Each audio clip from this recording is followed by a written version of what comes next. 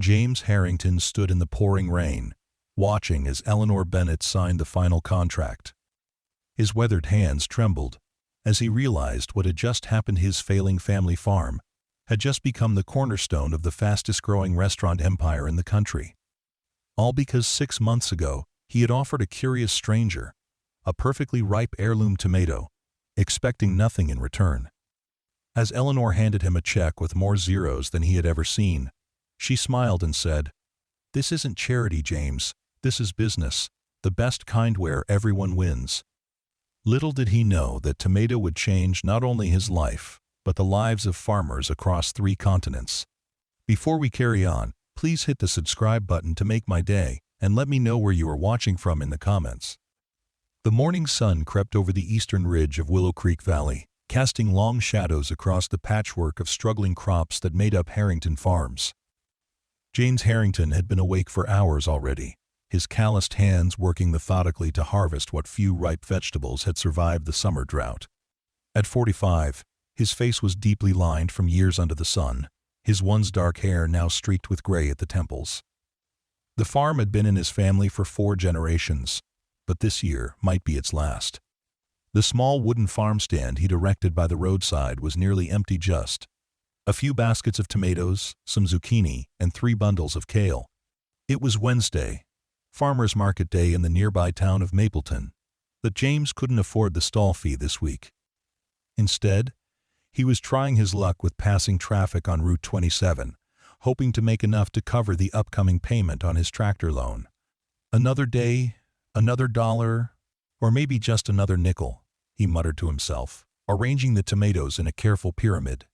Despite everything, he took pride in those tomatoes. Cherokee purples, brandywines, and green zebra's heirloom varieties his grandfather had taught him to grow using traditional methods. No chemical fertilizers, no pesticides.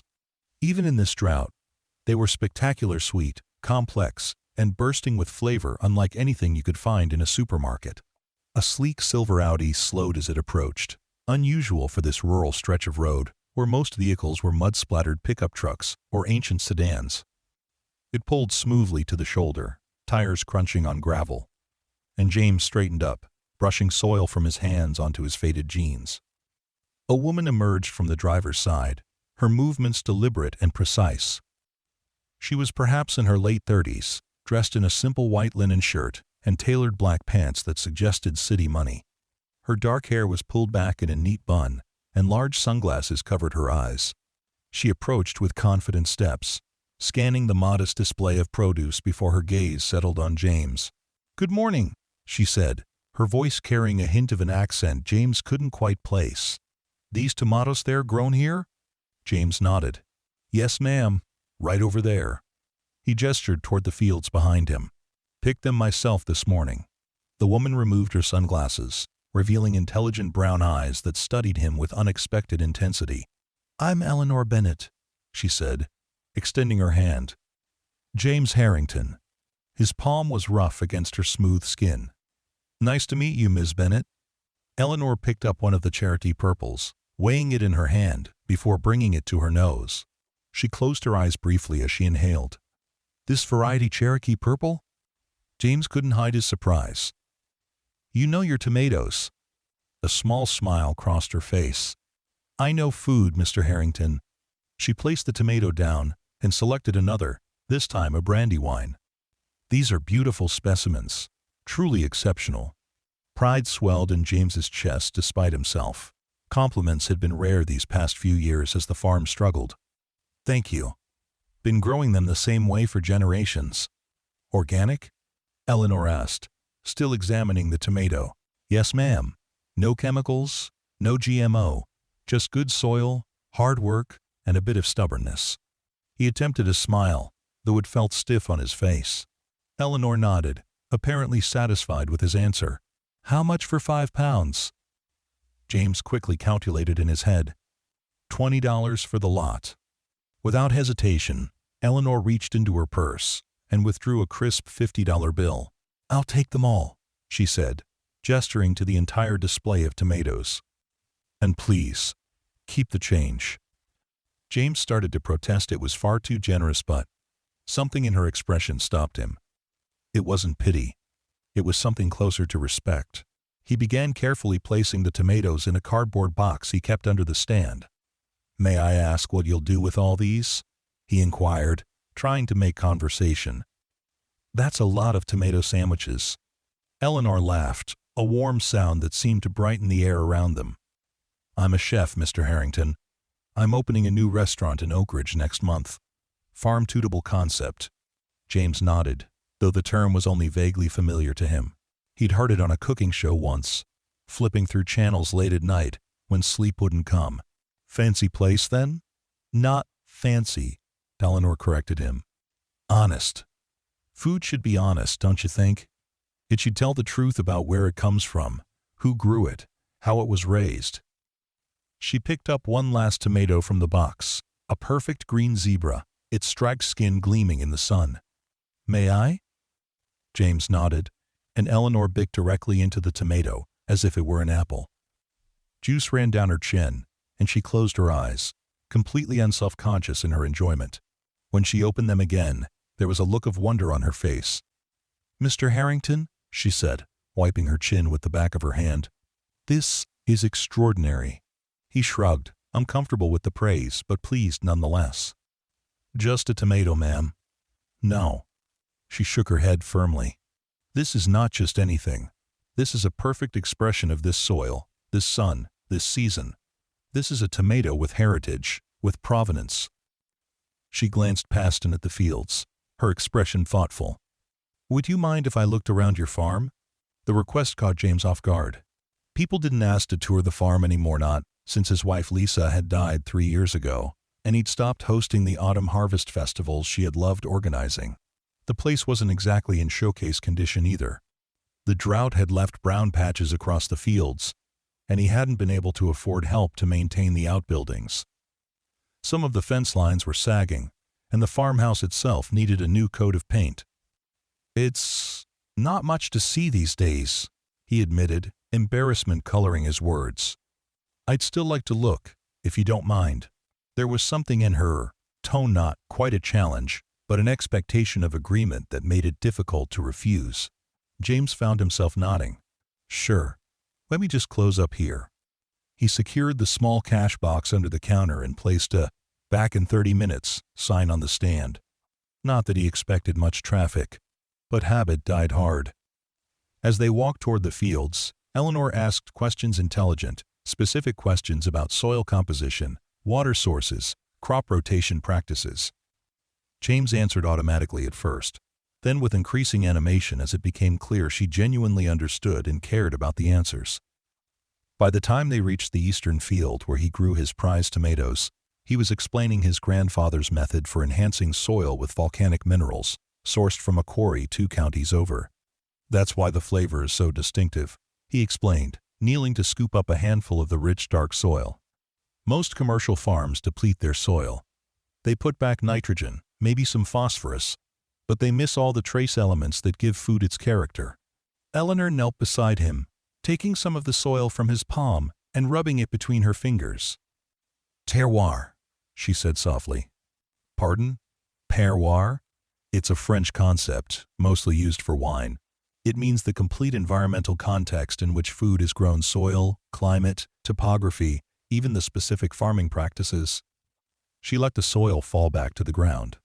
It's what makes food from one place taste different from food grown somewhere else, even if it's the same variety. James nodded slowly. "My grandfather used to say something similar. He'd tell me, 'Jimmy, you're not just growing vegetables, you're growing a piece of this land.' Your grandfather was a wise man." Eleanor stood, brushing the dirt from her hands. "How many acres do you have under cultivation?" 40 actively planted," James replied. "Another 60 that could be, but—" He trailed off, not wanting to detail his financial troubles to this stranger. "But?" Eleanor prompted gently. James sighed. "But I can't afford the labor or the water to expand right now.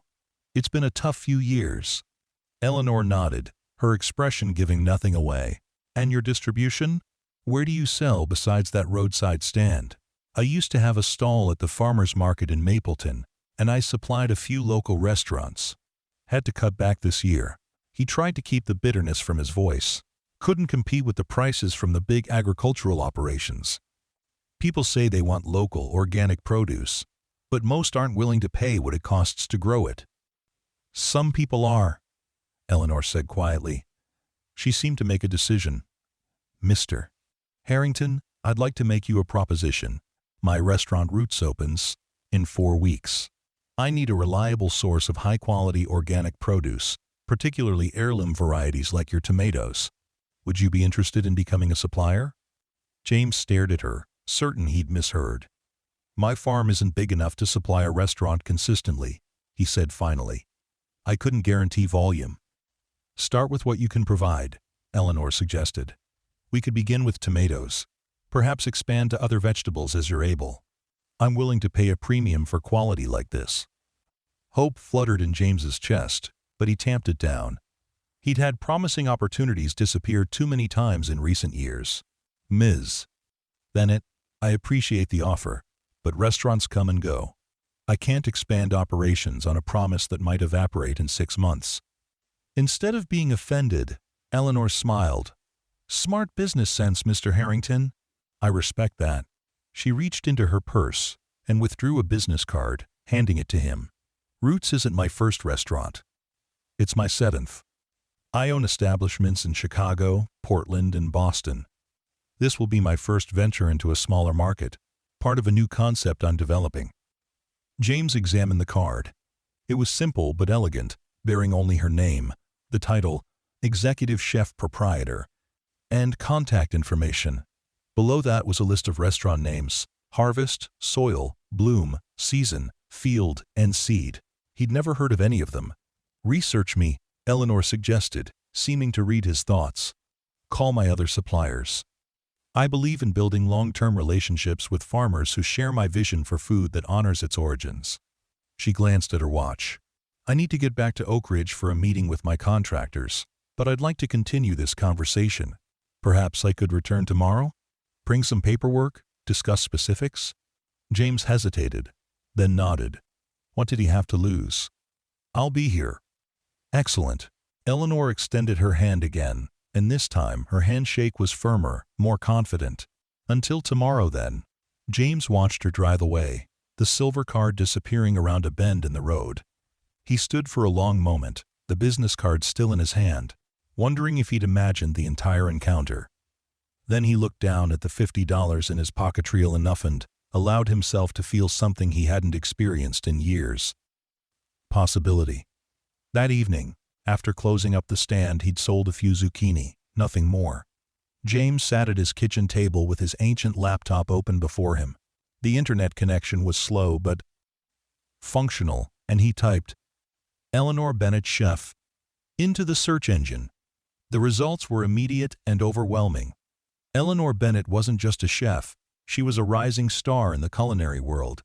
Articles from food magazines described her as revolutionary, visionary, and the future of American dining. Her Chicago restaurant, Harvest, had received 3 Michelin stars. There were photographs of her accepting awards, speaking at conferences, demonstrating techniques at food festivals. The concept behind her restaurant group, Root Seed Hospitality, was simple but powerful.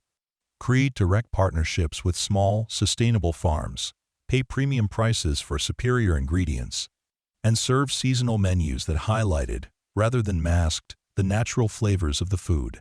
No farm was more than 100 miles from any of her restaurants, and many were much closer. One article from a culinary magazine caught his attention particularly. The writer had interviewed farmers who supplied Eleanor's restaurants, and their stories were remarkably similar. Struggling operations that had been revitalized through their partnership with Root Seed. A dairy farmer in Wisconsin who had been on the verge of selling to a corporate tradie conglomerate now supplied 3 restaurants and had expanded his herd. An apple orchard in Massachusetts that had been losing ground to larger competitors was now thriving, with waiting lists for their community-supported agriculture program. "She saved us," one farmer was quoted as saying, "not with charity, but with respect. She treats us like the professionals we are, and she pays us accordingly." James closed the laptop and leaned back in his chair, his mind racing. Could this be real? Could this woman, this nationally recognized chef, actually want to partner with his small, struggling farm? It seemed too good to be true. He glanced around the kitchen. The house had been built by his great-grandfather in 1932. Solid and practical, with high ceilings and large windows. The rooms were spacious but sparsely furnished. Now Lisa had taken some of their better pieces when she left, and he hadn't bothered to replace them. What was the point, with just him rattling around in this big old place? His gaze fell on a photograph on the refrigerator. James and Lisa on their wedding day, 16 years ago. They'd been so young, so full of plans. She'd loved the farm then, or at least the idea of it. The reality, the endless work, the financial pressures, the isolation had worn her down over the years. By the time she left, taking their daughter Abby with her to Cincinnati, the farm had become a rival she could no longer compete with. James hadn't blamed her. He understood. The farm demanded everything, gave little in return these days. Abby visited during summer breaks, and for 2 weeks. At Christmas, but at 14, she was increasingly drawn to city life, to friends and activities that the rural community couldn't provide. Sometimes James wondered if he should have followed them, found a job in the city, then a more present father. But the farm was in his blood. He couldn't imagine leaving it, even as it slowly slipped away from him. Now, for the first time in years, there was a glimmer of hope. If Eleanor Bennett was serious about this partnership, if it could provide a stable income, perhaps the farm could be saved. Perhaps he could even expand, hire help, make improvements, create something he could be proud to pass down to Abby one day, if she wanted it. It was too much to hope for, he told himself. Best to keep expectations low. But as he prepared for bed that night, James found himself doing something he hadn't done in a long time, making plans for the future. The next morning, James was at the stand earlier than usual, arranging his meager offerings with particular care. He'd picked the last of the ripe tomatoes, added some fresh herbs from the kitchen garden, and brought out jars of Lisa's preserved peaches that he'd been saving for, well, he wasn't sure what he'd been saving them for, but today seemed important somehow. Eleanor arrived precisely at 10 o'clock, this time driving a more practical vehicle, a forest green Subaru Outback. She was dressed more casually in jeans and a light blue button-down shirt, her hair loose around her shoulders, making her look younger and more approachable. "Good morning, Mr. Harrington," she greeted him, setting a leather messenger bag on the counter. "I see you've been busy." "James, please," he said, finding the formality suddenly awkward. "And it's not much, just when I could pull together." "James, then." "And I'm Eleanor." She smiled, her whole face lighting up with it. "Did you have a chance to look me up?" He nodded. "Quite a reputation you've built." "I've been fortunate," she acknowledged. "But success in this business is always a collaboration. The farmers I work with are as much a part of that success as anything I do in the kitchen." She opened her bag and withdrew a folder. "I've brought some preliminary paperwork, a standard supplier agreement, confidentiality forms, and a rate sheet. But before we get to that, I'd like to talk more about your farm. I was intrigued by what I saw yesterday, but I feel I've barely scratched the surface." James hesitated. "I should warn you, there's not much to be impressed by these days. The drought hit us hard, and I've had to let some things go. I'm not looking for a showcase, James. I'm looking for potential." Eleanor's gaze was direct, challenging. "Show me the real farm problems and all. I can't be a good partner if I don't understand what you're working with." Put that way, he could hardly refuse.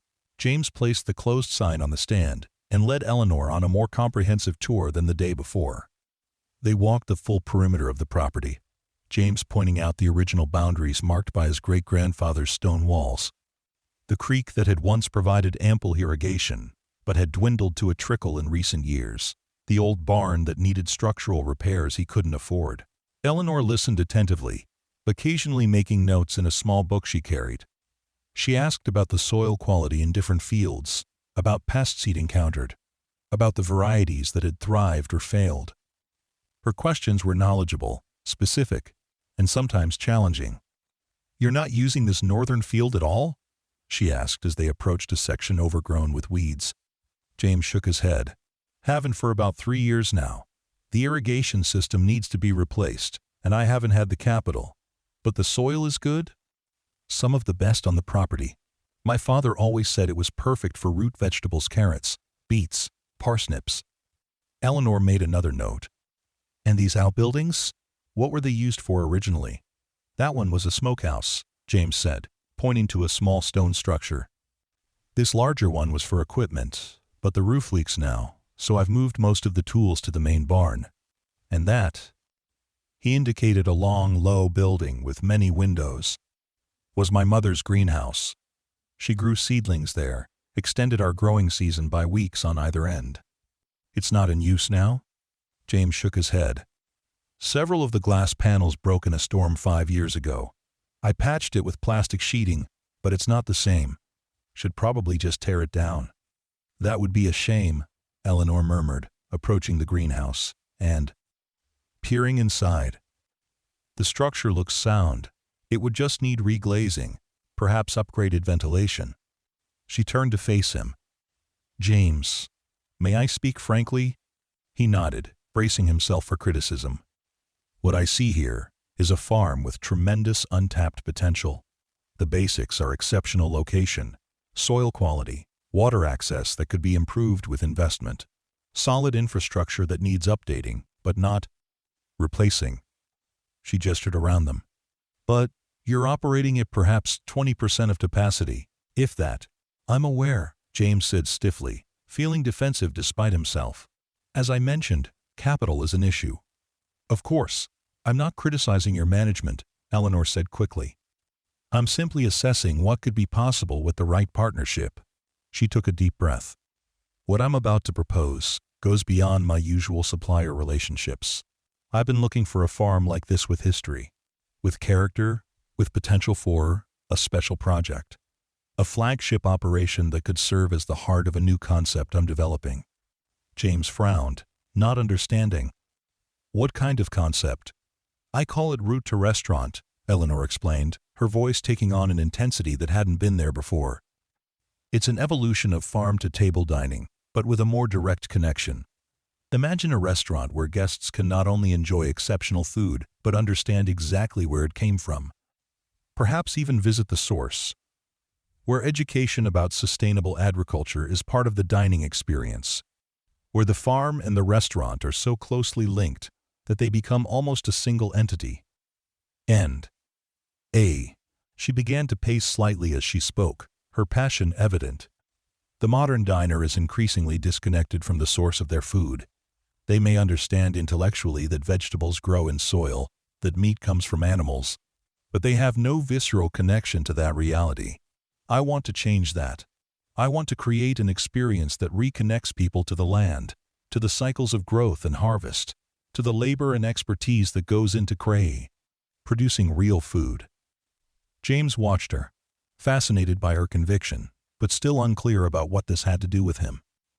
"And my farm would be part of this experience?" "It could be the centerpiece," Eleanor said, stopping to face him directly. "Roots, my new restaurant in Oak Ridge, is only the beginning. I envision farm tours, educational programs, special events where guests come here to dine among the very fields where their food was grown. A true rural, culinary destination." It sounded like a fantasy to James, impossible to reconcile with the struggling operation around them. "Eleanor, I appreciate your vision, but this farm is barely supporting one person right now, let alone some kind of tourist attraction. That's why I'm proposing a substantial investment," she replied calmly. "My company would provide capital for improvements, irrigation systems, greenhouse restoration, equipment upgrades, additional staff. In return, the farm would become the primary supplier for roots. With first right of refusal on all produce. You would maintain ownership and operational control, but we would work together to expand production and implement the educational component."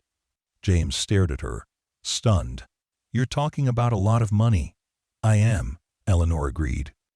"Initial projections suggest an investment of approximately $500,000 over 3 years." The figure made James's knees feel weak. Why? He asked finally. Why my farm? Why me? There must be dozens of operations more suitable, closer to Oak Ridge, in better condition. Because of these, Eleanor interrupted, plucking a tomato from the vine beside them. Because when I bit into this yesterday, I tasted something exceptional. Because your family has been working this land for generations, developing a relationship with it that can't be manufactured or rushed. Because you understand what I mean when I talk about honest food. She smiled slightly. And yes, because your farm needs help, which makes you more likely to be open to an unconventional partnership.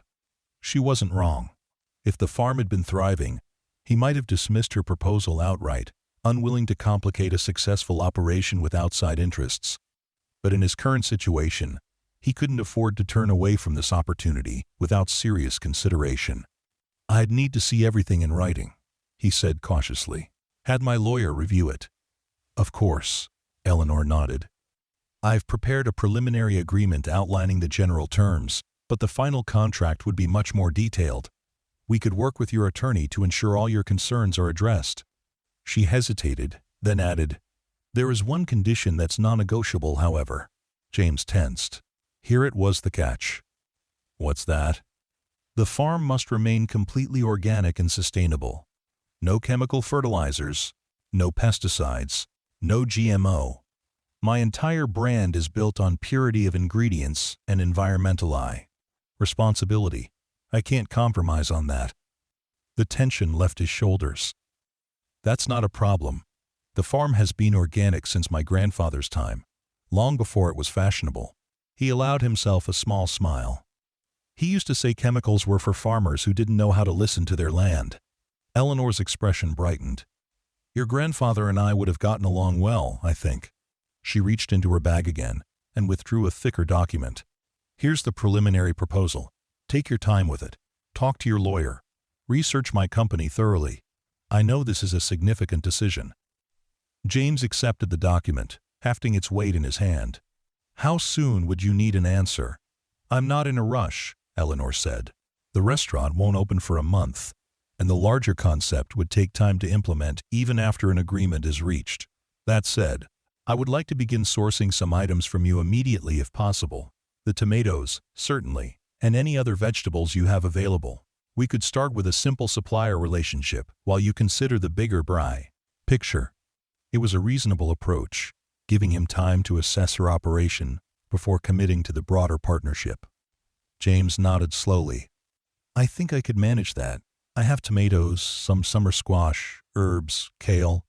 Not in large quantities, but enough to get started. Perfect.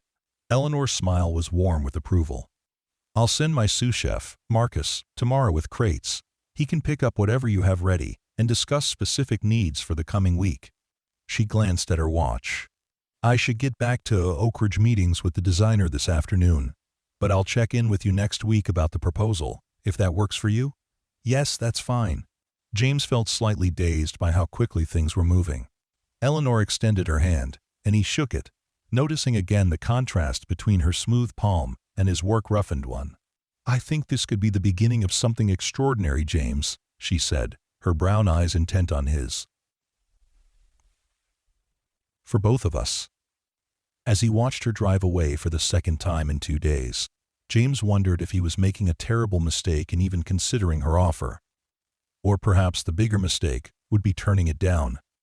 Either way, for the first time in years, the future seemed full of possibility rather than resignation. He tucked the proposal under his arm and headed back to the farmhouse, his mind already racing with questions, concerns, and the faintest glimmer of hope. The following week passed in a blur for James.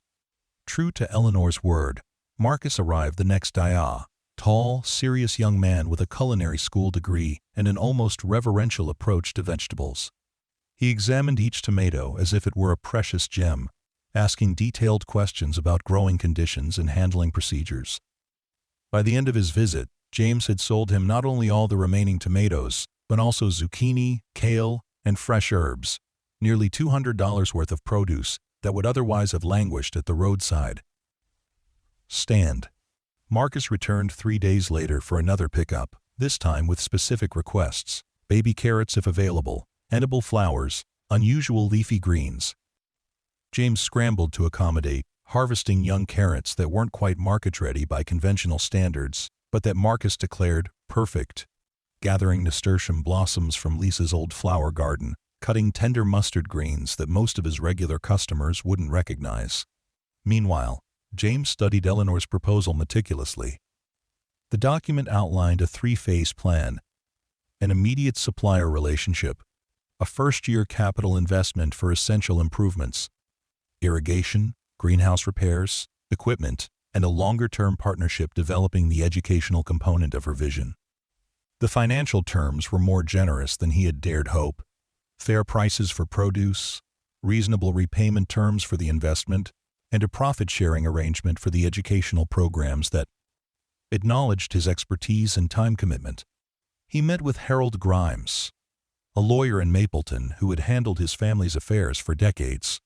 Harold reviewed the proposal with his usual methodical thoroughness, occasionally raising an eyebrow or making a note. "Well?" James asked, when the lawyer finally set down the document.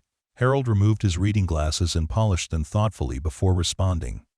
"It's unusual, certainly, but not unreasonable. The financial terms are fair, generous even. She's taking on most of the risk in the early phases." He tapped the proposal. "I'd want more specific language about the long-term operational control and decision-making process, and clearer terms about what happens if either party wants to end the relationship. But these are standard negotiation points, not red flags." "So you think I should consider it?" Harold leaned back in his chair. "James, you and I both know the situation you're in. The farm isn't sustainable as it currently operates. You've been dipping into savings to cover expenses for what, 3 years now?" James nodded reluctantly. His financial situation wasn't a secret in a town the size of Mapleton. "This partnership offers a viable path forward," Harold continued. "Is it without risk? No. This woman could change her mind, her restaurant could fail, her concept could prove impractical. But the alternative is—" He left the sentence unfinished, but they both knew what he meant. The alternative was losing the farm, either quickly through foreclosure or slowly through neglect and insufficient resources. "I've looked into her company," James said. "They're successful, established. Her restaurants have won awards. The farmers she works with speak highly of her." "That's all positive," Harold agreed. "Just go into this with eyes open. Make sure the final contract protects your interests. And perhaps start with the supplier relationship. See how that goes before committing to the larger partnership." It was sound advice, and it aligned with James's own instincts. He thanked Harold, paid his consultation fee, and drove home with a clearer sense of direction than he'd had in years. When Eleanor called the following day to check in, James was ready with a response. "I'd like to move forward," he told her. "Starting with the supplier arrangement, working toward the full partnership if things go well." He could hear the smile in her voice as she replied, "That's wonderful news, James. I think you've made a good decision for both of us. I'll have my lawyers draft a more detailed contract for the initial phase, and we can take it from there." "I appreciate the opportunity," James said, surprising himself with the emotion that welled up in his voice. "This farm, it means everything to me." "I know," Eleanor said softly. "That's why I chose it. That's why this will work." The next month was the busiest James could remember since Lisa had left. While continuing to harvest and deliver produce to Roots, which was in the final stages of preparation for its grand opening, he also began making modest improvements to the farm.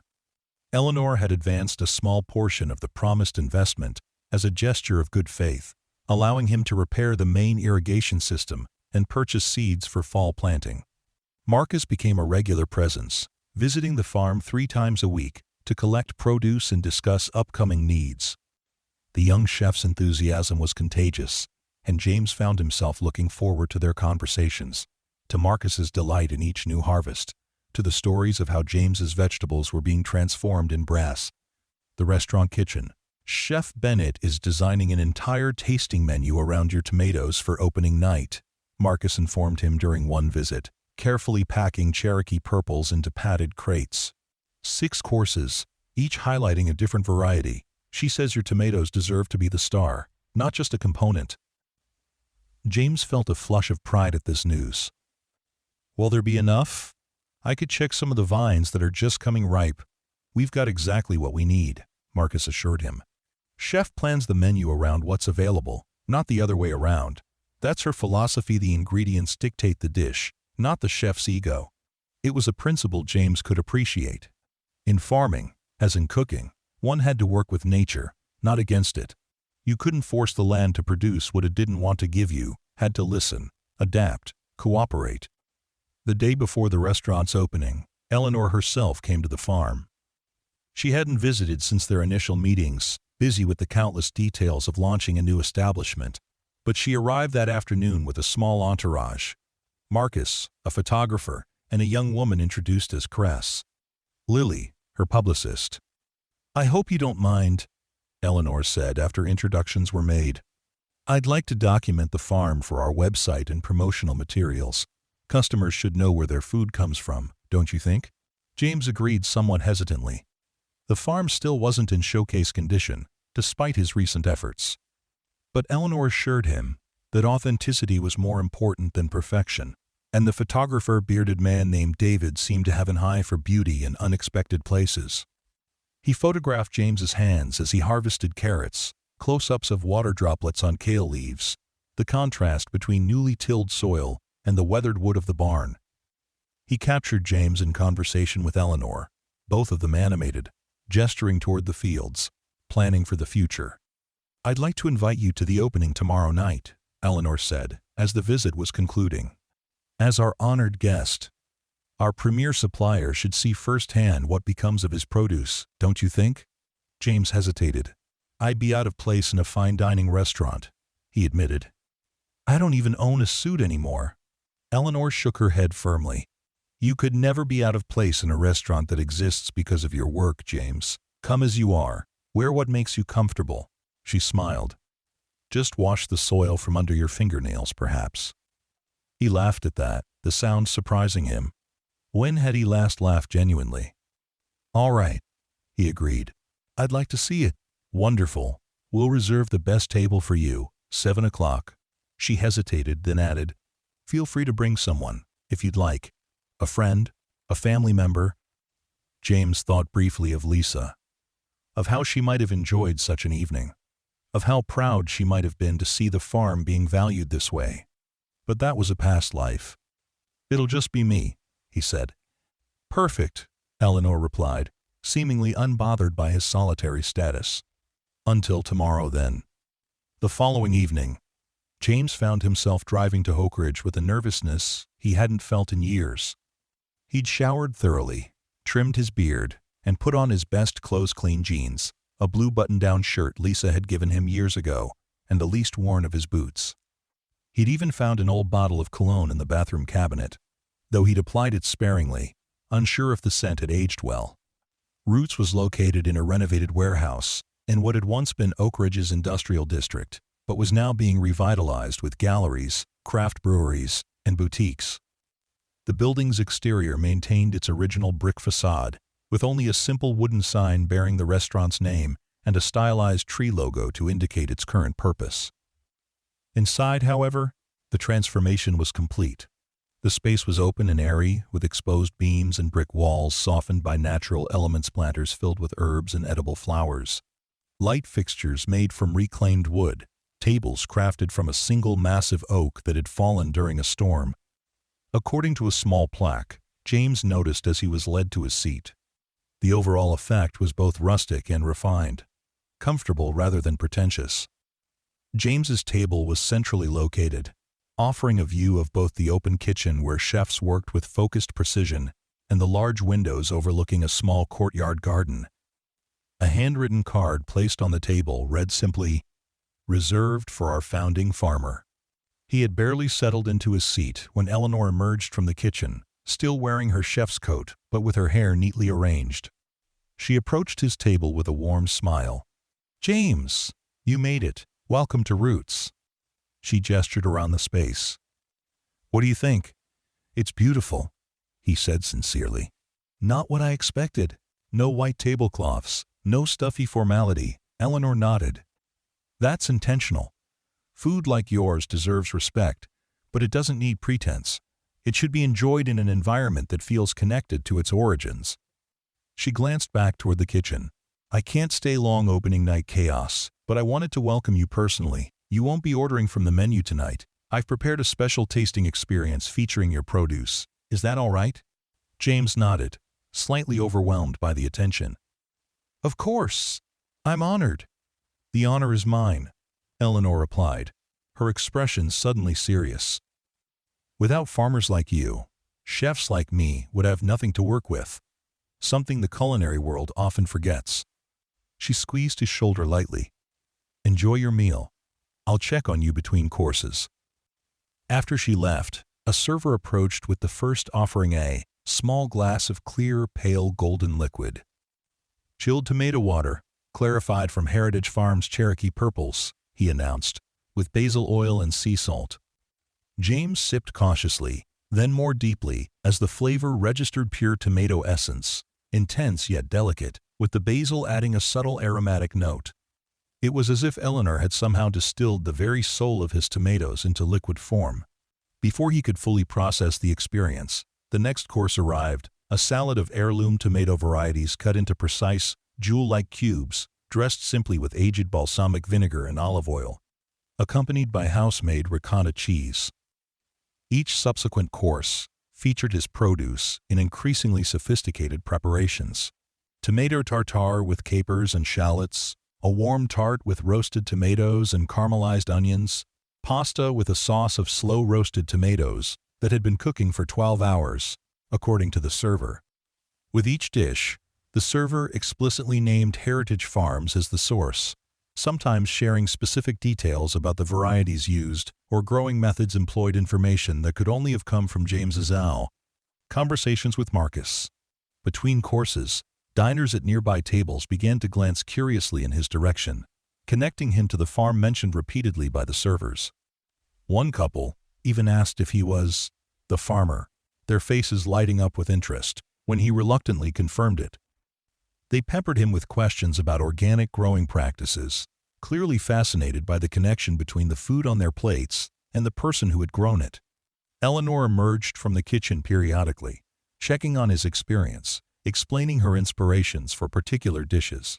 She seemed genuinely concerned with his approval, as if his opinion as the producer of the ingredients carried special weight.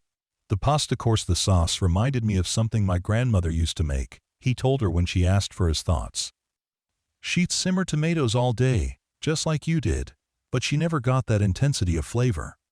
Eleanor beamed at the comparison. That's exactly what I was aiming for. Dish that evokes memory but elevates it. Comfort and sophistication in balance. She hesitated, then asked, would you be willing to meet some of the other guests? Several have asked about you, about the farm. Just briefly, if you're comfortable with it.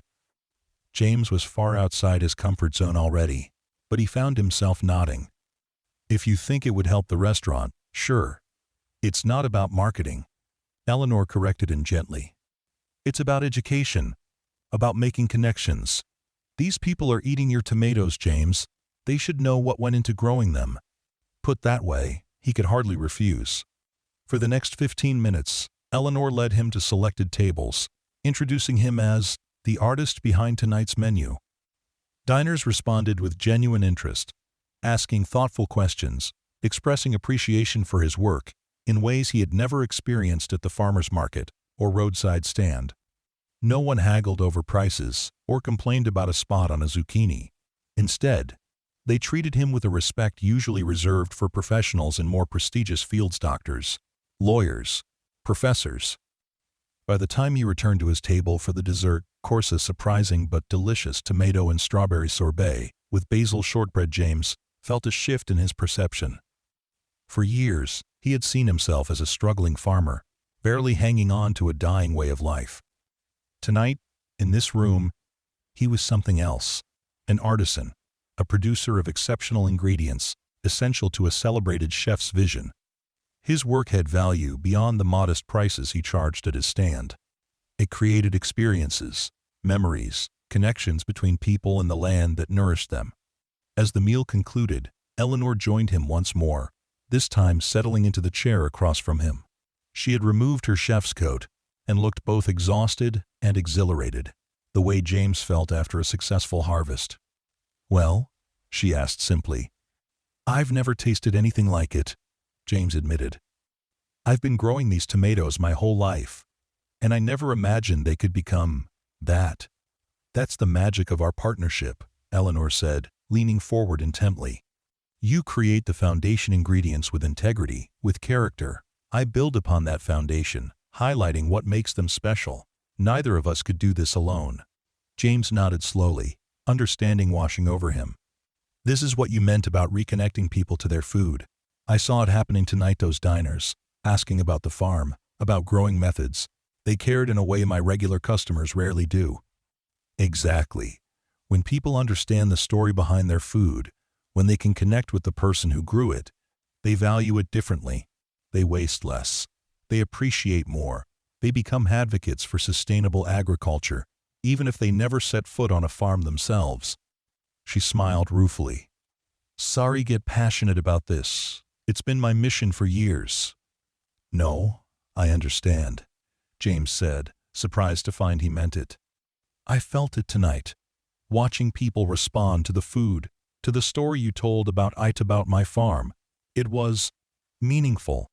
In a way selling at the roadside stand never has been." Eleanor's expression turned thoughtful. "Have you had a chance to review the contract my lawyer sent over for the expanded partnership?" James nodded. His lawyer had gone through the document twice, suggesting minor adjustments that Eleanor's team had readily accepted. "It seems fair, generous even. I believe in investing in the right partners," Eleanor said simply. "Your farm has everything I've been looking for: history, exceptional products, room to grow, and a farmer who understands what I'm trying to achieve." She took a deep breath. "So, what do you think? Are you ready to take this next step?" The question hung in the air between them. James thought about the farm not as it was now, struggling and diminished, but as it could be with proper investment, with a guaranteed market for its produce, with a renewed sense of purpose. He thought about the diners he'd met tonight, their genuine interest in his work, their appreciation for his tomatoes. He thought about his daughter Abby, who had grown increasingly distant from the farm and its traditions might. She'd see it differently if it became part of something innovative, something successful. "Yes," he said finally, the word carrying the weight of generations of Harringtons who had worked that land before him. "I'm ready." Eleanor's smile was radiant. "I was hoping you'd say that." She raised her water glass. "To heritage farms and roots growing together." James lifted his own glass, clinking it gently against hers. "To growing together." The following months brought changes to heritage farms at a pace that sometimes left James breathless. The day after the restaurant opening, Eleanor's team arrived with the first installment of the investment funds and a detailed implementation plan. Priorities had been established based on James's input. First, modernize the irrigation system to make more efficient use of water resources. Second, repair the greenhouse to extend the growing season. Third, renovate the old smokehouse as an educational space for visitors. With Eleanor's connections, suppliers offered discounts on materials, contractors provided competitive bids, and work proceeded faster than James had thought possible. By early autumn, the new irrigation system was operational, utilizing a combination of rainwater harvesting and the rejuvenated creek, enhanced by a small dam and pump station. The greenhouse gleamed with new glass panels and automated temperature controls, already nurturing seedlings for winter crops. The smokehouse renovation was well underway, its stone walls cleaned and repointed, its interior being transformed into a rustic classroom where visitors could learn about traditional food preservation techniques. James hired 2 local farmhands, brothers Miguel and Rafael Diaz, who had worked summers on the farm during James's father's time, but had since found employment at larger agricultural operations. They returned eagerly, appreciating the higher wages James could now offer, and the opportunity to work on a farm that valued sustainable practices over maximum yield at any cost. With their help, James expanded production, bringing previously fallow fields back into cultivation, focusing on the heirloom varieties and specialty crops that Eleanor's chefs coveted. Roots, meanwhile, had become the talk of Oak Ridge and surrounding communities. Reservations were booked weeks in advance, with diners traveling from as far as Chicago and St. Louis to experience Eleanor's farm-table vision. Food critics wrote glowing reviews, praising not only the cuisine but the concept behind it, the direct farm partnership, the transparency about ingredient sourcing, the educational component that made dining there an experience rather than simply a meal. James's farm was featured prominently in these reviews, often with photographs of him working in the fields or delivering produce to the restaurant's kitchen door. His name appeared on the menu beside each ingredient sourced from heritage farms, and servers were trained to share specific information about his growing methods when presenting dishes. The effect on the farm's reputation was immediate and transformative. Local residents who had previously driven past his roadside stand without stopping now made special trips to purchase his produce, willing to pay premium prices for vegetables they had read about in restaurant reviews or tasted in Eleanor's dishes. The farmer's market stall, which James had been forced to abandon due to financial constraints, was reinstated and quickly became a destination, with customers lining up before opening to secure the most coveted items. Cherokee purple tomatoes, of course, but also French breakfast radishes, Japanese eggplants, and the dozen varieties of heirloom lettuce he now grew in the renovated greenhouse. By late October, with the main harvest season winding down, Eleanor proposed implementing the next phase of their partnership: educational programming. Small groups of diners would be offered the opportunity to visit the farm, tour the fields with James, participate in seasonal activities, harvesting in summer and fall, planting in spring, and enjoy a meal prepared on site by one of Eleanor's chefs, using ingredients they had helped gather. "Are you sure people will pay for this?" James asked skeptically when Eleanor outlined the plan. "To work on a farm?" Eleanor laughed. "They won't see it as work, James. They'll see it as an authentic experience, a connection to something real in an increasingly artificial world. And yes, they'll pay quite well for the privilege." She was right, of course. The first, Farm Discovery Day, sold out within hours of being announced, with guests paying $175 per person for the experience. James found himself leading 8 curious urbanites through the fields, explaining soil management practices, demonstrating harvesting techniques, answering endless questions about organic pest control and seasonal rotations.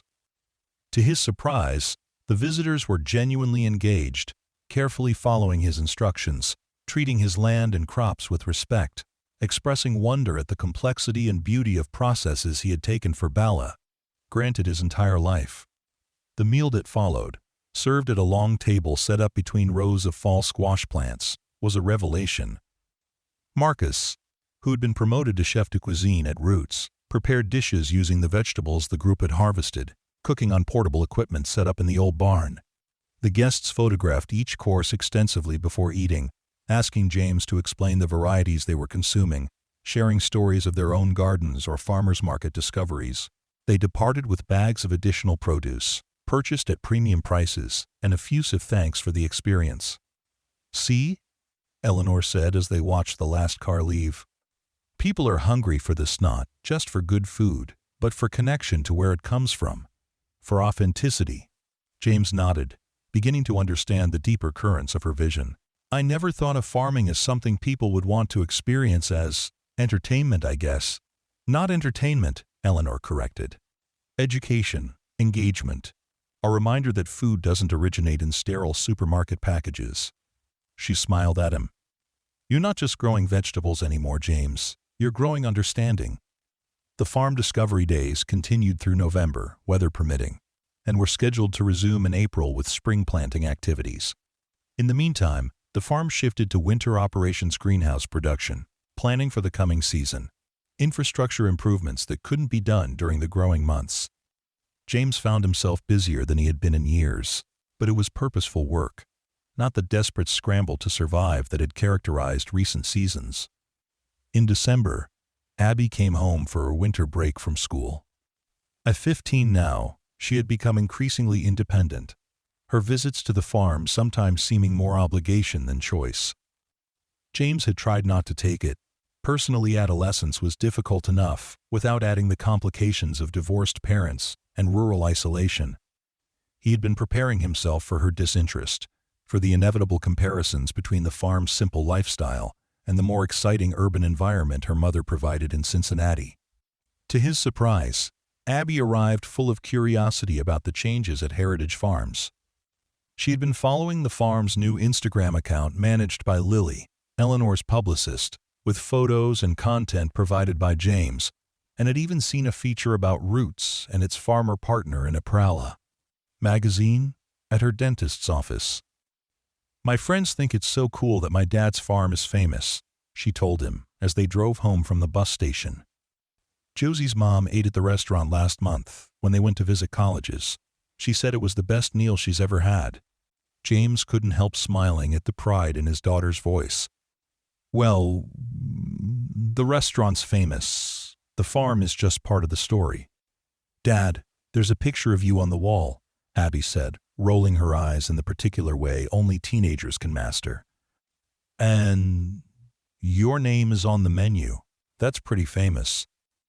It was strange to see the farm through Abby's eyes as he showed her the improvements: the new greenhouse with its neat rows of winter greens, the renovated smokehouse nearly ready for educational programs, the creek restoration project that had transformed a trickle into a healthy stream capable of supporting irrigation needs. She took photographs of everything, asked thoughtful questions, and seemed genuinely impressed by the transformation. "It's so different," she said as they walked back to the house after the tour. "But in a good way. It feels like, I don't know, like the farm is alive again." James felt a lump form in his throat at her words. "It was always alive," he said quietly. "Just struggling for a while." Abby glanced at him, then quickly away. "Mom said you were going to lose it. That's why she wanted me to prepare for, changes." The revelation stung, though it shouldn't have. Lisa had always been practical, and the farm's financial situation had indeed been dire.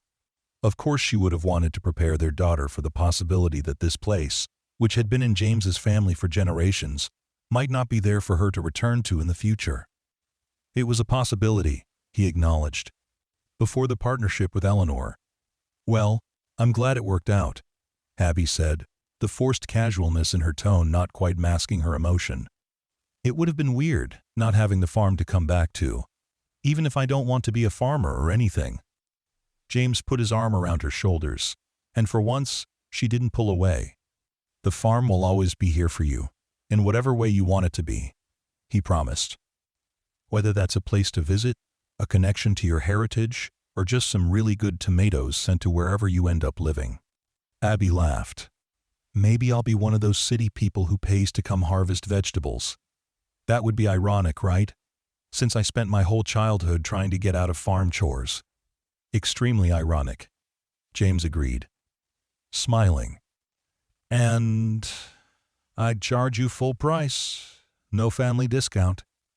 Their banter continued as they entered the farmhouse, which had also undergone modest renovations.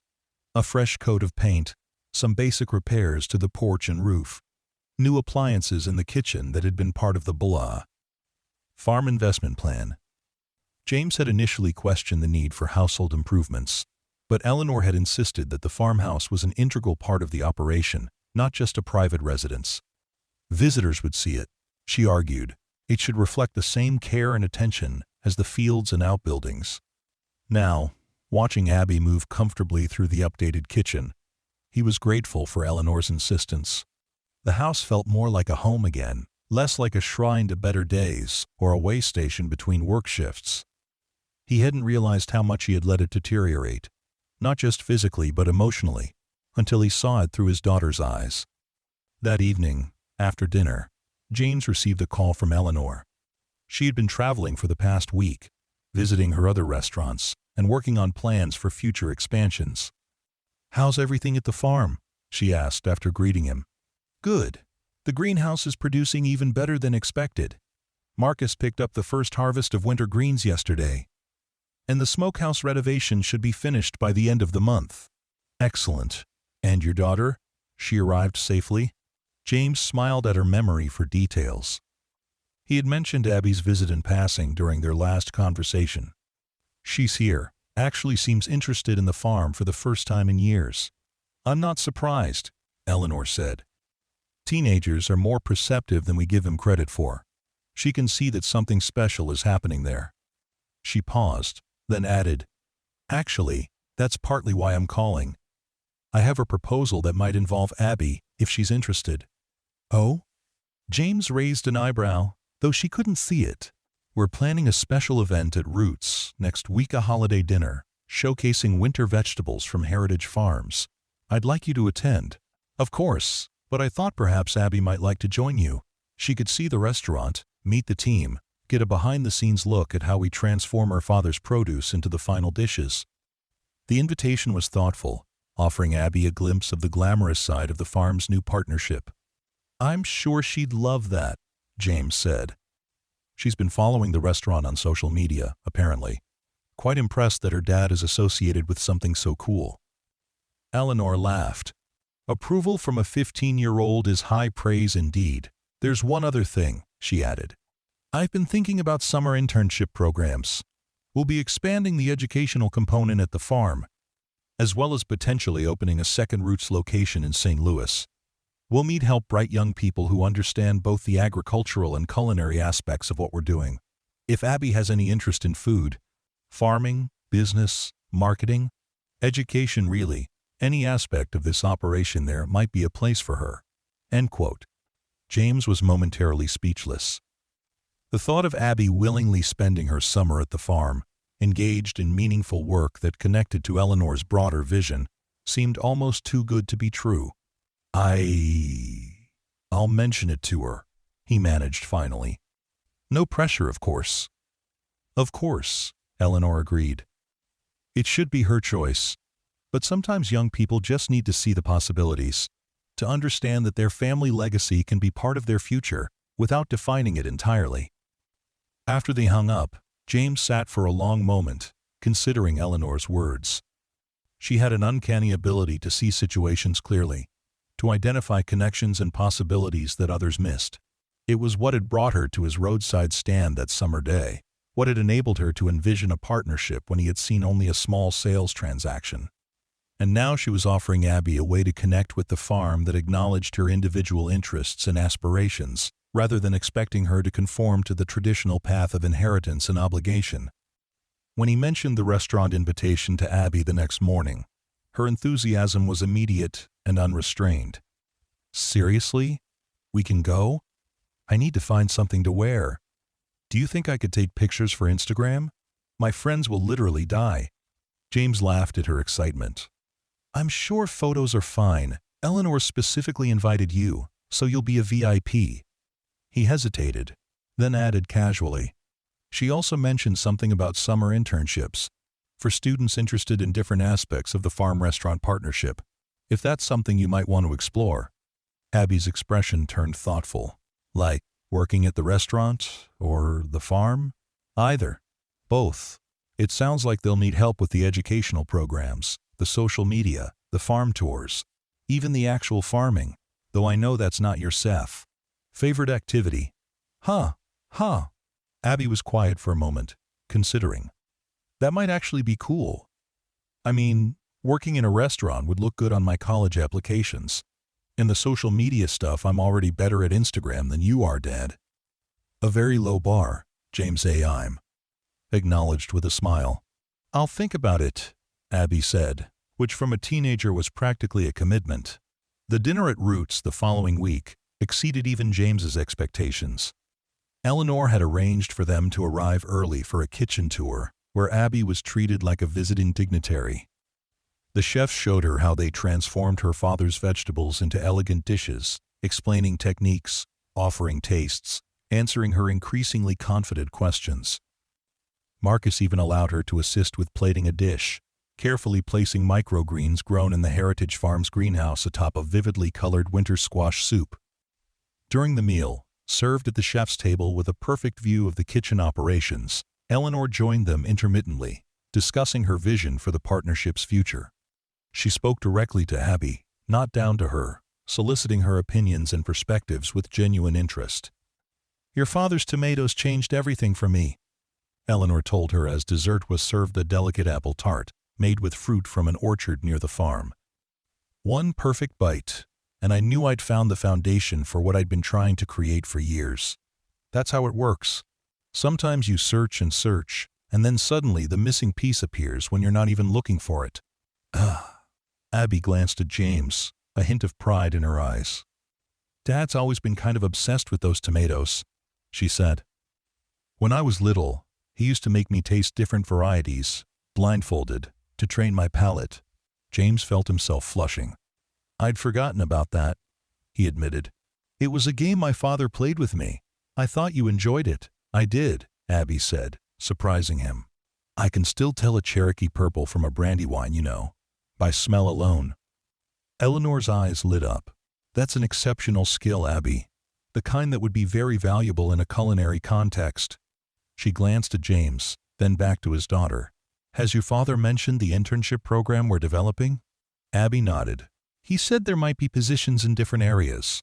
I'm kind of interested in the social media side, maybe the educational programs. I'm good with people." "You are," Eleanor agreed. "And those are areas where we definitely need fresh perspectives. Young people understand digital communication in ways my generation simply doesn't. And connecting with other young people about food sustainability, that could be powerful." By the time they left the restaurant, Abby was practically vibrating with excitement, already planning her summer, imagining herself as part of Eleanor's growing enterprise. In the car on the way home, she talked non-stop about the dishes they'd tasted, the techniques she'd observed, the conversations she'd had with staff members who treated her as a colleague rather than a child.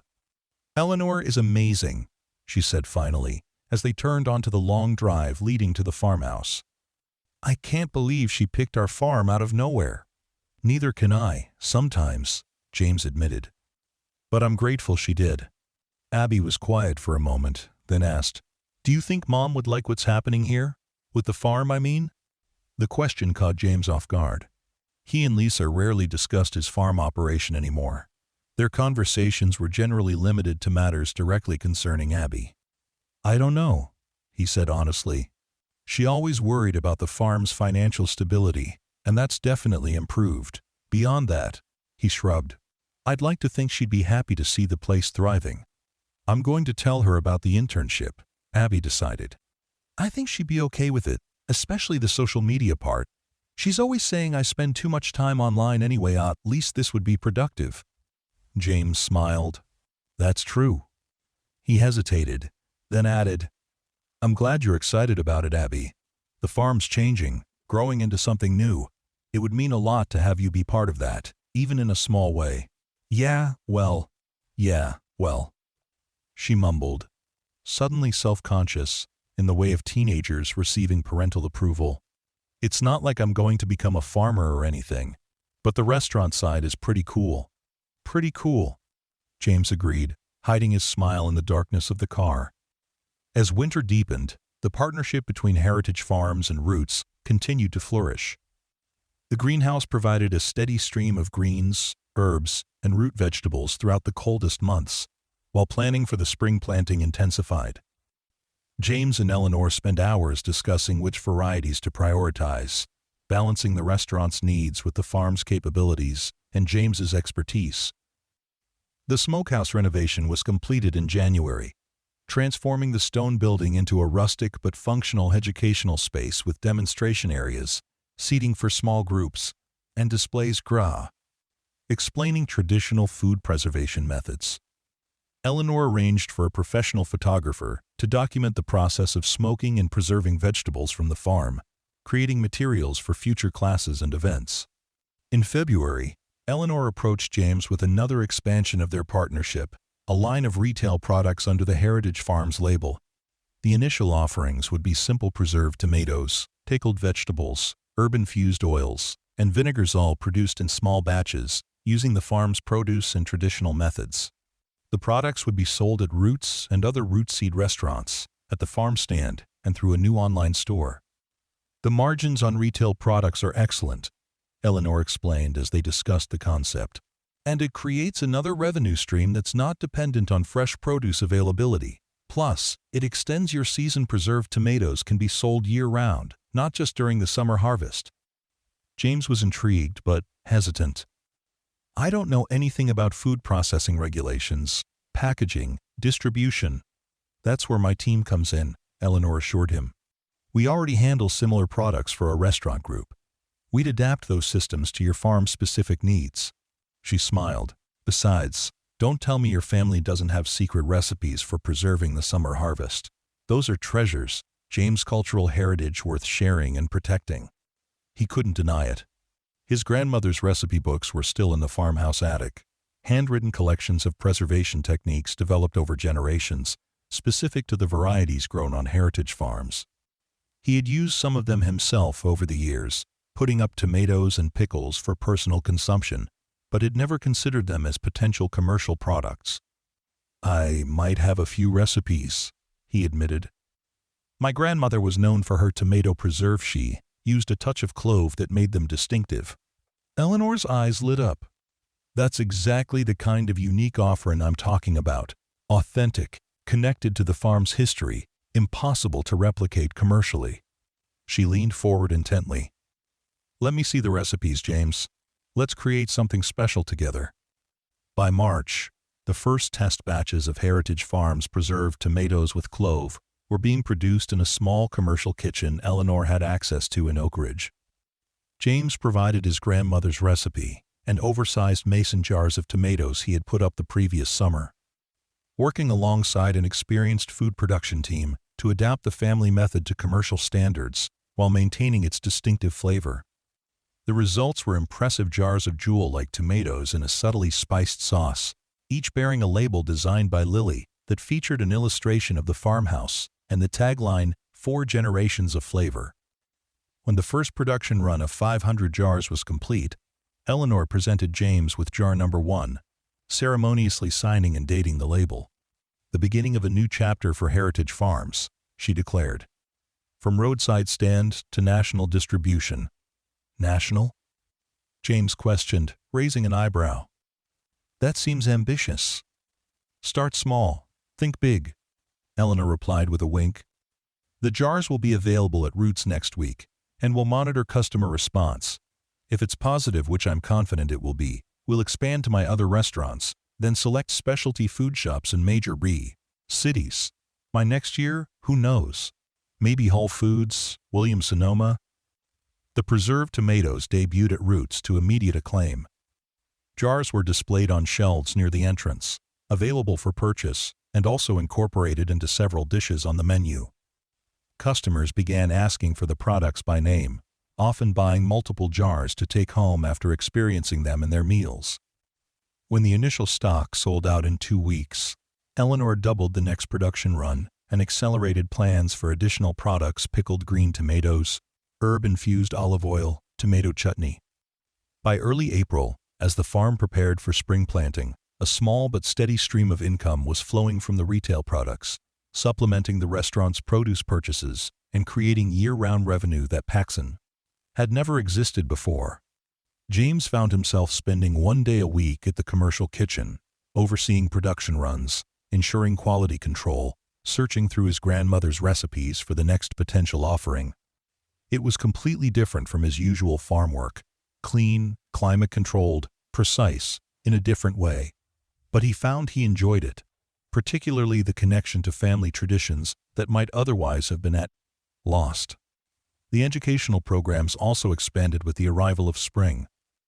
The first organized farm tours began in late April, with small groups of Roots customers paying premium prices to spend a morning at Heritage Farms, learning about sustainable agriculture, participating in seasonal activities, and enjoying a farm-fresh lunch prepared on-site. James, initially uncomfortable in the role of tour guide and educator, gradually found his rhythm, discovering that people were genuinely interested in his knowledge and experience.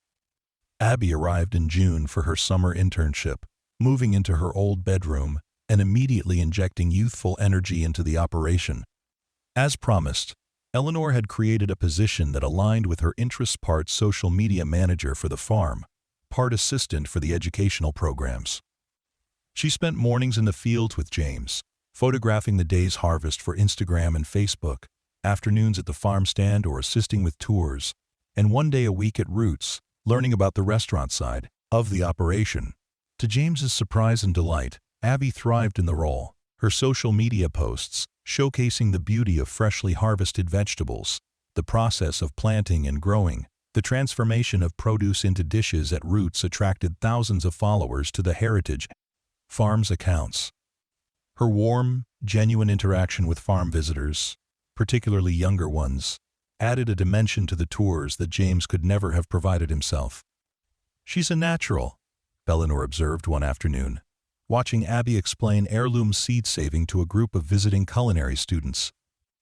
"She has your knowledge of the land and produce, but with a gift for communication that reaches her generations so effectively." James nodded, pride swelling in his chest. "She always said she wanted nothing to do with the farm. Now she's its best advocate.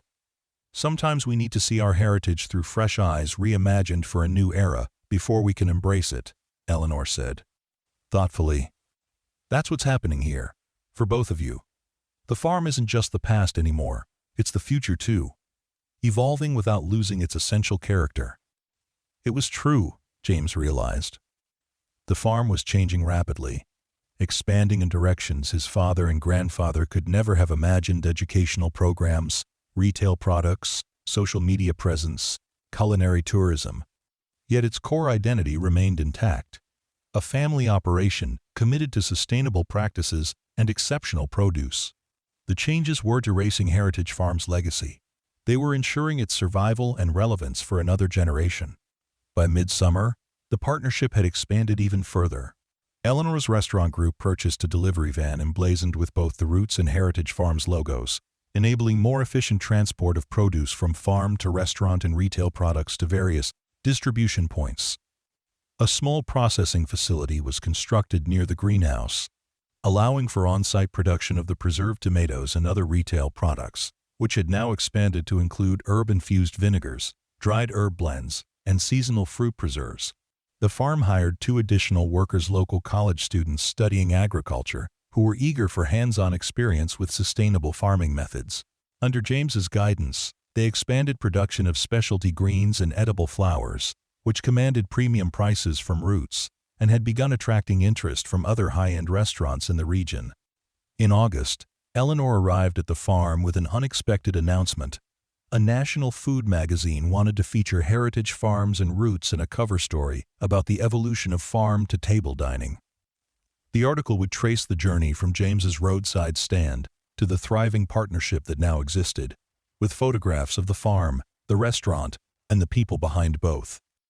"They want to spend 3 days here," Eleanor explained, as they sat at the farmhouse kitchen table, following the produce from field to kitchen to plate, interviewing both of us about how this partnership developed and where it's going. "It's an incredible opportunity for visibility." James felt a flutter of anxiety at the prospect. "I'm not sure I'm comfortable with that level of attention," he admitted. "I'm a farmer, not a celebrity chef." Eleanor smiled understandingly. "That's precisely why they want to feature you, James. You represent something authentic in an industry often criticized for pretension.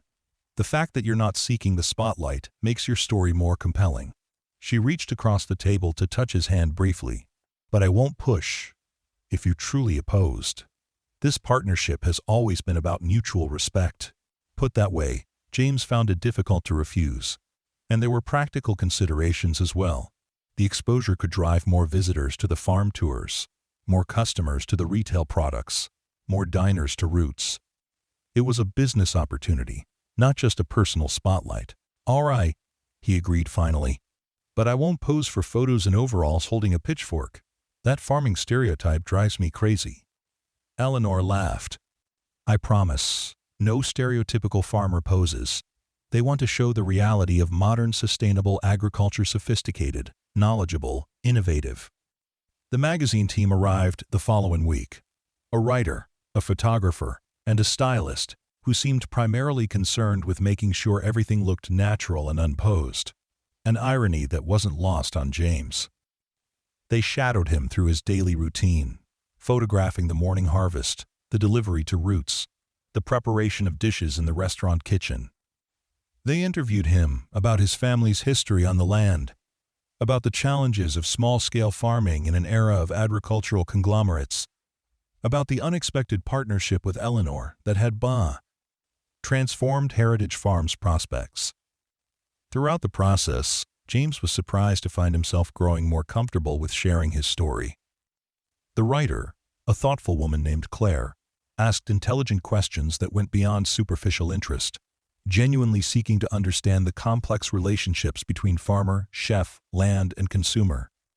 The photographer, Paul, had an uncanny ability to capture moments of authentic connection. James's hands cradling a perfectly ripe tomato, Eleanor and James in animated discussion at the edge of a field, Abby demonstrating seed-saving techniques to a group of farm visitors. "You're a natural," Claire told James after their second day of interviews. "You speak about farming with such clarity and passion." "It's easy to be passionate about something that's been your life's work," James replied. "And your family's work for generations before you. That's what makes this story so compelling," Claire said. "It's not just about a business partnership, though that's fascinating in itself. It's about honoring tradition while embracing innovation, about finding new ways to continue a legacy that might otherwise have been lost." Her words stayed with James long after the magazine team departed. Was that what he had done? Found a way to continue the Harrington legacy on this land, not by clinging rigidly to the past, but by adapting to new realities? His grandfather and father had both made changes in their time, adopting organic methods before they were popular, experimenting with heirloom varieties when mainstream agriculture was moving toward homogeneity. Perhaps his partnership with Eleanor was simply the next evolution in his family's approach to farming. Recognizing that in the modern world, growing exceptional food wasn't enough, connecting people to that food, helping them understand its value, was equally important.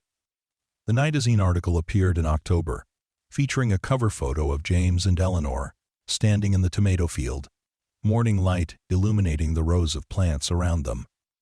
The headline read simply, "Growing Together: How a Chance Encounter Revolutionized Farm-to-Table Dining." The article itself was 8 pages, lavishly illustrated with photographs of the farm, the restaurant, and the people who made both work. It told the story of their partnership from both perspectives: James's struggle to keep his family farm viable, Eleanor's search for a farm that could become the cornerstone of her culinary vision, their fortuitous meeting at his roadside stand. The response was immediate and overwhelming. Requests for farm tours doubled, then tripled. The online store selling Heritage Farms products crashed temporarily from the volume of orders. Roots' reservation list extended to 3 months, with diners from across the country eager to experience the food that had been so compellingly described in the article. Eleanor called James the day after the magazine hit newsstands, her voice vibrating with excitement. "Have you seen what's happening? The response is incredible. We had inquiries from specialty food distributors, from culinary tourism organizations, from other chefs wanting to establish similar partnerships with local farms." James had indeed noticed the uptick in activity. His email inbox was full, his phone constantly ringing. Abby, home from college for a weekend visit, had taken over responding to social media comments, which were flooding in by the hundreds. "It's a bit overwhelming," he admitted. "I never expected this level of interest." "This is just the beginning," Eleanor said. "We need to plan our next steps carefully. Managed growth, maintaining quality while expanding reach. Can you come to the restaurant tomorrow? I have some ideas I'd like to discuss." The next day, James found himself in the quiet, empty dining room of Roots, sitting across from Eleanor at a table covered with papers, photographs, and architectural drawings. She had prepared a comprehensive presentation outlining her vision for the next phase of their partnership's evolution. "I've been thinking about this for months," she explained, "but the magazine article has accelerated the timeline. The interest is there now, we need to be ready to respond to it." Her plan was ambitious, but not unrealistic. First, expand the educational component at Heritage Farms, constructing a purpose-built visitor center using sustainable materials and the vernacular architectural style of the region. The center would host cooking classes using farm produce, workshops on sustainable agriculture, and special dining events where guests could enjoy multi-course meals prepared by Roots chefs in full view of the fields where the ingredients were grown. Second, increase production capacity for the Heritage Farms retail products, potentially partnering with a small co-packing facility that specialized in artisanal preserved foods. This would allow for wider distribution without compromising quality or authenticity. Third, and most surprising to James, establish a training program for young farmers and chefs, using Heritage Farms as a living classroom where they could learn sustainable agricultural practices and how to create cuisine that honored exceptional ingredients. Participants would divide their time between the farm and the restaurant, gaining comprehensive understanding of the complete food cycle. We would need to acquire additional land, Eleanor acknowledged, addressing the obvious limitation. Heritage Farms can't expand its growing capacity significantly on the current property, not without sacrificing the educational programs or the crop diversity that makes your produce so special. James nodded slowly, considering. There's the Patterson place next door. They've been trying to sell for years, but no buyers want to maintain it as farmland. Developers have been circling, but zoning issues have held them off so far. Would it be suitable, compatible with your growing methods? Eleanor leaned forward, clearly intrigued. It's excellent land, James confirmed. 120 acres, good water access, similar soil profile to my best fields. The Pattersons were conventional farmers, so it would need transition time to organic certification, but the fundamentals are solid. He hesitated, then added, but it's priced for development, not farming, well beyond what agricultural income could justify. Eleanor smiled, a hint of mystery in her expression. Perhaps not beyond what our partnership could justify, especially given recent developments. She slid a folder across the table to him. I've been approached by investors interested in the route to restaurant concept, people who see the potential in what we're creating here, who want to support its expansion. James opened the folder, scanning the documents within. They outlined a proposed investment structure that would provide capital for land acquisition, infrastructure development, and program implementation, while maintaining the existing ownership arrangement between James and Eleanor's company. The figures made his head swim millions of dollars, far beyond anything he had imagined when he'd first offered Eleanor a tomato at his roadside stand. This is, he began, then fell silent, unsure how to continue. A lot to take in, Eleanor finished for him. I know, and there's no rush to decide. The investors understand that what makes our partnership special is its authenticity, its connection to the land and traditions. They're not looking for rapid returns or fundamental changes to our approach. She smiled reassuringly. Take the proposal home. Review it with your lawyer. Consider what it would mean for the farm, for you personally, for Abby and future generations of Harringtons. We'll talk when you're ready. James did exactly that, spending the next week carefully studying the investment proposal, discussing it with Harold Grimes, and reflecting on what such expansion would mean for Heritage Farms. The opportunity was extraordinary. Financial security for the farm, continuation of the Harrington legacy in a form relevant to the modern world, potential involvement for Abby if she chose to embrace it. But it also meant significant changes, increased complexity, more people involved in what had once been a solitary, independent operation. In the midst of his deliberations, Abby called from college, excited about an idea she had developed for her business administration course project. I want to create a case study on Heritage Farms and Roots, she explained. The evolution from traditional family farm to culinary destination. I think it could be really interesting showing how sustainable agriculture can be economically viable when connected to value-added products and educational experiences. James listened, surprised and touched by her enthusiasm. That sounds like a great project, he said. But I thought you weren't interested in the business side of farming. I wasn't. What it was just selling vegetables at a roadside stand, Abby replied with typical teenage bluntness. But what you and Eleanor have created is different. It's innovative, it's meaningful, I don't know, it feels important. Her words echoed in James's mind after they hung up. Important. That was it, wasn't it? What had begun as a simple transaction, a curious visitor purchasing tomatoes, had evolved into something that mattered beyond its economic value. The partnership between Heritage Farms and Roots wasn't just about saving one family farm or launching one new restaurant concept. It was about demonstrating a different model for agriculture and food service, one that honored tradition while embracing innovation, that connected producers and consumers in meaningful ways, that educated while nourished. With that realization, James's decision became clear. He called Eleanor the next morning. "I'm in," he said simply when she answered. "The expansion, the training program, all of it. If you think we can maintain the quality and integrity that brought us this far, I'm willing to grow." He could hear the smile in her voice as she replied, "I knew you would be. Your commitment to quality has never wavered, it's just the scale that's changing." She paused, then added, "You've come a long way from that roadside stand, James." "We both have," he acknowledged. "But in some ways, nothing has changed. I'm still growing the best produce I can. You're still transforming it into exceptional food. We're just bringing more people into the experience now." "Exactly," Eleanor agreed. "Growing together, just as we promised." 1 year later, James stood at the entrance to the newly constructed Heritage Farms Culinary Education Center, watching as Eleanor cut the ribbon to officially open the facility.